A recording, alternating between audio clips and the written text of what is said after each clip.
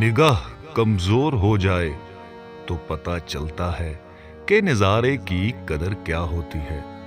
جب تک نگاہ قائم ہے دنیا کے نظاروں کا شکر کے ساتھ استقبال کر لو۔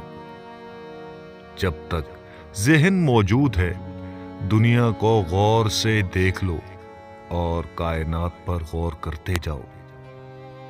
جب تک دل موجود ہے کچھ دلبری کے کھیل کرتے جاؤ۔ صحت موجود ہے تو خدمت کرتے جاؤ۔ وجود کے ساتھ پیسہ موجود ہے تو غریب کی خدمت کرتے جاؤ، کیونکہ موجود اور لا موجود برابر چلتا ہے۔